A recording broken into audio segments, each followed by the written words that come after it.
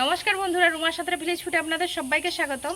আজকে একটা নিরামিষ রেসিপি আপনাদের কাছে নিয়ে এসেছি। আর এই রেসিপিটা থাকলে আর অন্য কিছু রেসিপির প্রয়োজনই হবে না। খুব সুন্দর একটি রেসিপি। চলুন তাহলে প্রথমে এই রেসিপিটির জন্য একটা পেঁপে দরকার। আমি গাছ থেকে পেঁপেটা পেড়ে নেব।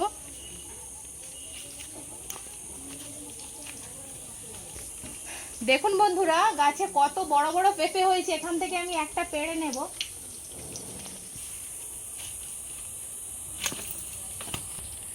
পেঁপেটা পেরে নিয়েছি, এবারে রান্নাঘরে চলে যাব। আমি পেঁপেটাকে চৌকো চৌকো করে কেটে নিচ্ছি।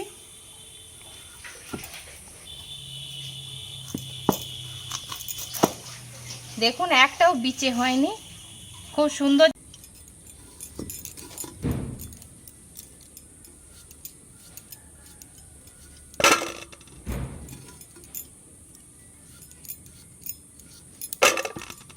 এই রেসিপির জন্য আমার এখানে লাগবে সোয়াবিন। আমি 100 গ্রাম সোয়াবিন নিয়েছি।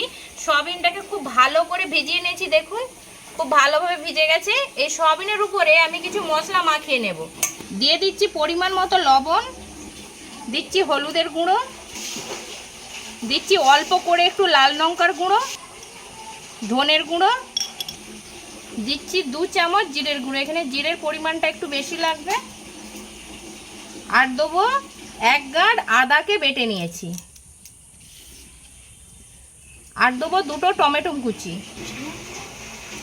আর দিয়ে দেব কেটে রাখা পেঁপে।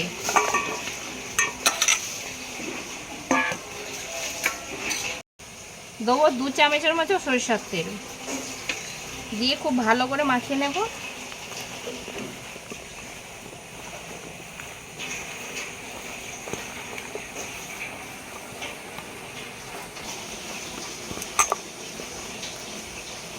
জ্বালিয়ে আমি কড়াই বসিয়ে নিয়েছি। প্রথমে দিয়ে দেবো আর কিছুটা সরিষার তেল।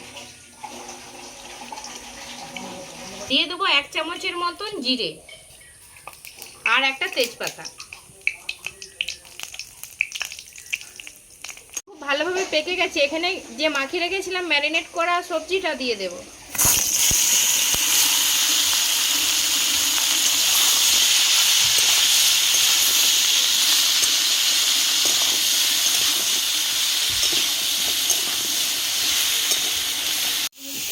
পাঁচ মিনিট আমি সয়াবিন আর পেঁপেটাকে খুব ভালোভাবে কষিয়ে নিয়েছি।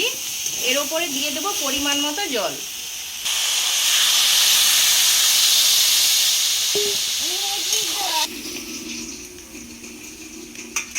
ফুটতে শুরু করেছে। আমি এবারে ঢাকা দিয়ে পেঁপে আর সয়াবিনটাকে খুব ভালোভাবে সেদ্ধ করে নেব। ঢাকনাটা খুলে দেখি পেঁপেটা সেদ্ধ হয়েছে কিনা।